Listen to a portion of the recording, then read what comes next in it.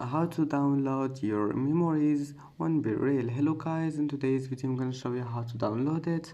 Easy and quick. First open BeReal and then click on your profile here in the top corner, and on here click view all my memories. Now just select any memory you want, like this one, and then click these 3 points in the top corner and click download, and that's it. Memories saved.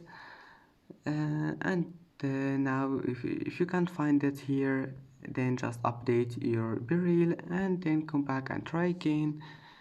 And that's it for today's video. If you like this video, please don't forget to like and don't forget to subscribe, and thank you for watching this video until the end, and see you in the next video.